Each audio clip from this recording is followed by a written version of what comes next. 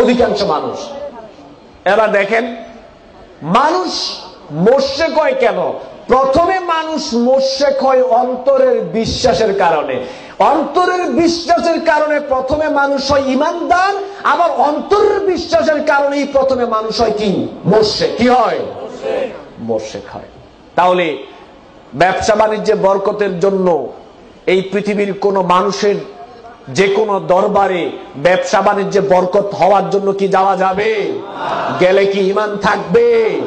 ব্যবসা বাণিজ্যে বরকত দেওয়ার মালিক কে? আল্লাহ রাব্বুল আলামিন। এরপরে বিপদ আপদ থেকে উদ্ধার করার মালিক কে? এটা অন্তরের ব্যাপার। এটা অন্তর্গতভাবে আল্লাহকে মানতে হবে, এটা কর্মগত নয়। অন্তর্গতভাবে আপনাকে আগে মানতে হবে যে সমস্ত বিপদ আপদ বালা মুসিবত থেকে উদ্ধার করার মালিক হচ্ছেন এককভাবে আল্লাহ। এদেশের মাটিতে অসংখ্য নামদারি মুসলিম রয়েছে যারা দাবি করছে মুসলিম, লেবাসে বোঝা যায় অনেক বড় মুসলিম, কিন্তু বিপদে পড়ার পরে আল্লাহকে না ডেকে অন্য কোন মানুষের কাছে ধরনা ডাকাডাকি করছে না। বিভিন্ন আলেম ওলামা পীর বুজুর্গ ওলি আউলিয়া দরবেশকে বিপদে পড়ে ডাকে, আল্লাহকে না ডেকে। এরকম কি হচ্ছে না বাংলাদেশে? আপনি মনে কষ্ট নিয়েন না, আপনাকে কষ্ট দেওয়ার জন্য বলছি না, আপনাকে শুধু বোঝাতে যাচ্ছি আগে অন্তর দিয়ে আল্লাহকে মানতে হবে। সূরা আনআম 117 নং আয়াত, শুধু 17 নং আয়াত, আল্লাহ রাব্বুল আলামিন বলছেন ওয়া ইয়ামসাসকাল্লাহু বিদুররিন ফালা কাশিফা লাহু। আল্লাহ রাব্বুল আলামিন বললেন যে আমি যদি তোমাকে কোনো বিপদ আপদ বালা মুসিবত দেই, পৃথিবীর কোন মানুষ তোমাকে সেই বিপদ থেকে উদ্ধার করতে পারবে না। আমি আল্লাহ যদি তোমাকে কোনো বিপদ দিতে ইচ্ছা করি, ওই বিপদ আপদ পৃথিবীর কোন মানুষ ঠেকাতে পারবে না। তিরমিজি শরীফের একটা হাদিস, রাসূল সাল্লাল্লাহু আলাইহি সাল্লাম বলছেন লাউ ইজতামাত আলা আইয়ানফাউকা বিশাইইন লাম ইয়ানফাউকা ইল্লা বিশাইইন কাদ কাতাবাল্লাহু লাক লাউ ইজতামাত আলা আইয়াদুররুকা বিশাইইন লাম ইয়াদুররুকা ইল্লা বিশাইইন কাদ কাতাবাল্লাহু আলাইক। রাসূল সাল্লাল্লাহু আলাইহি সাল্লাম বলছেন জেনে রাখো, তোমার কল্যাণ আর অকল্যাণ পৃথিবীর সমস্ত শক্তি যদি একত্রিত হয় তোমার কোন উপকার করার জন্য, উপকার ততটুকুই করতে পারবে যতটুকু আল্লাহ সুবহানাহু ওয়া তাআলা লিখে দিয়েছেন। সুবহানাল্লাহ। পৃথিবীর সমস্ত শক্তি যদি একত্রিত হয় তোমার কোনো ক্ষতি করার জন্য, ক্ষতি ততটুকুই করতে পারবে যতটুকু আল্লাহ সুবহানাহু ওয়া তাআলা নির্ধারণ করে দিয়েছেন। এবার দেখেন দুই একটা বাস্তবতা দেখাই, বাস্তবতা না দেখালে বুঝবেন না। আমি যে গাড়ি দিয়ে মাহফিল করি, গাড়ির ড্রাইভার ময়মনসিংহ থেকে একদিন মাহফিল করে ফেরার পথে গাড়ির ড্রাইভারের সামনে দিয়ে একটা বিড়াল দৌড় মারলো। আমার গাড়ির ড্রাইভার একবার হাত বেগ ধরলো। আমি বললাম কি ব্যাপার ভাই, কি হয়েছে? বললো যে ভাই সামনে দিয়ে বিড়াল গেছে। আমি বললাম তো কি হয়েছে? বললো সামনে যে কোনো বিপদ আছে। আমি বললাম তো এখন কি করতে হবে? বললো গাড়ি একটু পিছনে ব্যাগ দিয়ে আবার সামনে নিতে হবে, তাহলে বিপদ চলে যাবে। আমি বললাম তাই নাকি? বললো যে হ ভাই, বাপ দাদা থেকে তো তাই শুনে আসছি, শত শত বছর ধরে শুনে আসছি এরকমই। আমি বললাম গাড়ি পিছনে যাবে না, গাড়ি আজকে সামনে যাবে। হে বললো না ভাই এটা কি বলেন, সামনে যে কোনো বিপদ হতে পারে। বাপ দাদারা বলেছে ভুল বলেছে নাকি, গাড়ি একটু পিছনে ব্যাগ দেবো। আমি বললাম যে গাড়ি পিছনে যাবে না, গাড়ির সামনেই যাবে, আমি দেখতে চাই কি বিপদ হয়। আল্লাহর বান্দাকে আমি বুঝাইতেই পারলাম না। অবশেষে পরে আমি বললাম যে ভাই দেখেন, আজকের রাত্রে আমার আপনার ভাগ্যে কি কি বিপদ আপদ লেখা আছে এটা পৃথিবীর সৃষ্টির 50,000 বছর পূর্বে আল্লাহ রাব্বুল আলামিন এটা লিখে দিয়েছেন। এখন গাড়ি পিছনে ব্যাগ দিলেও বিপদ হবে, না দিলেও।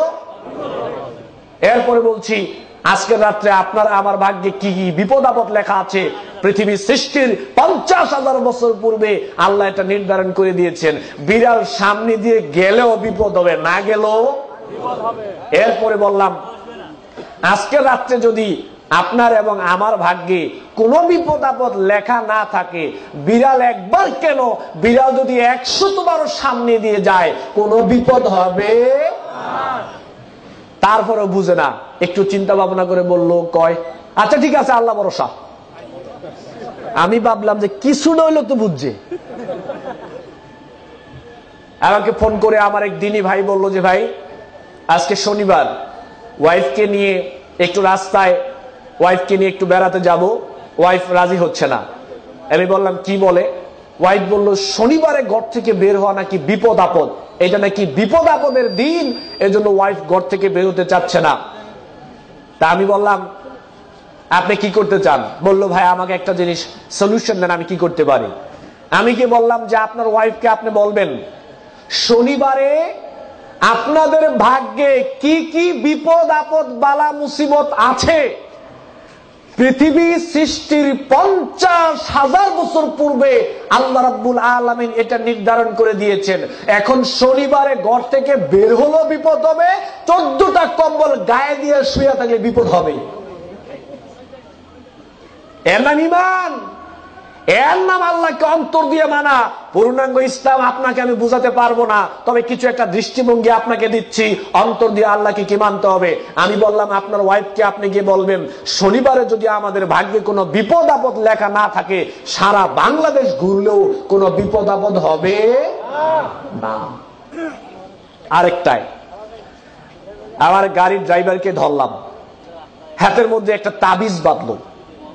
আমি বললাম এটা বাঁধলেন কেন? বললো যে ভাই রাতের বেলা চলাফেরা করি, সাপে টাপে কাটতে পারে, অনেক বিপদ আপদ হয়, এটা সাথে থাকলে বিপদ আপদ হবে না, সে আমাকে বলল। তা আমি বললাম সত্যি কি এটা সাথে থাকলে বিপদ আপদ হবে না? বললো যে না, মুরব্বীরা তো তাই বলে। তখন আমি বললাম তো সারা বাংলাদেশের মানুষ যদি এইটা দিয়ে ঘুরি তো কোনো বিপদ আপদই হবে না। আমি বললাম যে ভাই একটা কেন 14টা তাগা এবং তাবিজ নিয়ে যদি হাতের মধ্যে আপনি দিয়ে ঘুরেন যে আপনাকে সাপে কাটবে না, বিপদ আপদ হবে না, আর আল্লাহ যদি লিখে রাখে আপনার ভাগ্যে বিপদ আপদ, 100 তাবিজ হাতে বেঁধে ঘুরলেও কোনো লাভ হবে না। এর নাম ঈমান, এর নাম আল্লাহকে অন্তর দিয়ে মানা। বিপদ থেকে যে কোনো কৌশল অবলম্বন করলে বাঁচা যায়, তবে খুযু হিজরাকুম, সতর্কতা অবলম্বন করতে হবে। কিন্তু সতর্কতা অবলম্বন করার পরেও যদি বিপদ আপদ লেখা থাকে তো বিপদ আপদ ঠেকাতে পারবে? একটা দলিল নেন। আল্লাহ রাব্বুল আলামিন বলেন আইনামা তাকুনু ইউদরিকুমুল মাউতু ওয়ালাউ কুনতুম ফি বুরুজিন মুশাইয়াদা। মানুষ বিপদ থেকে বাঁচার জন্য, মৃত্যু থেকে বাঁচার জন্য মানুষ অনেক পদ্ধতি, অনেক চেষ্টা অবলম্বন করে। আল্লাহ রাব্বুল আলামিন আমাদেরকে লক্ষ্য করে জানিয়ে দিলেন বিপদ থেকে বাঁচার জন্য, মৃত্যু থেকে বাঁচার জন্য তুমি যে কোনো কৌশল অবলম্বন করো না কেন লাভ হবে না। মৃত্যু থেকে বাঁচার জন্য, বিপদ থেকে বাঁচার জন্য যদি তুমি একটা সুদৃঢ় দুর্গের ভিতর অবস্থান করো, আর যদি বিপদ সেখানে লেখা থাকে, তাহলে ওই সুদৃঢ় দুর্গের ভিতরে তোমার বিপদ ঘটবে।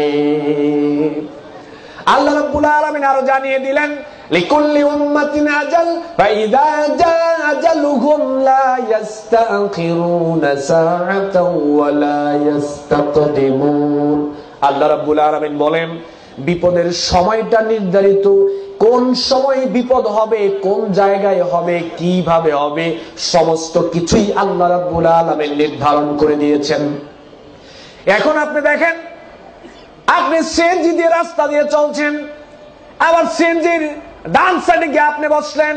আপনি বসার পরে চিন্তা আসলো মনের মধ্যে সিএনজির ডান সাইডে বসলে অ্যাক্সিডেন্ট হওয়ার সম্ভাবনা রয়েছে, কেন এটা হাইওয়ে রোডে চলবে, বিশ্ব রোডে চলবে, এজন্য বিপদ থেকে বাঁচার জন্য বাম সাইডে গিয়ে বসলেন। এবার আরো 4 জন সিএনজিতে বসার পরে ড্রাইভার গাড়ি চাললো। ঘটনাক্রমে দেখা গেল সিএনজি চলছে, আর সিএনজিটা রাস্তায় অ্যাক্সিডেন্ট হওয়ার পরে ওই সিএনজিতে কেউ মারা যায় নাই, শুধু মারা গিয়েছেন আপনি। হতে পারে এরকম? হতে পারে অবশ্যই। অথচ মৃত্যু থেকে বাঁচার জন্য, বিপদ থেকে বাঁচার জন্য ডান সাইড থেকে আপনি বাম সাইডে গিয়েছিলেন। আল্লাহ রাব্বুল আলামিনের বক্তব্য হলো বিপদ যদি লেখা থাকে বাঁচার কোনো সুযোগ নেই। আপনি যে ডান সাইড থেকে বাম সাইডে যাওয়ার পরেও যে আপনার মৃত্যু হয়েছে, আল্লাহ রাব্বুল আলামিনের বক্তব্য হলো ওই মৃত্যুটাই তোমাকে ডেকে ডান সাইড থেকে বাম সাইডে নিয়ে গিয়েছে। সুবহানাল্লাহ।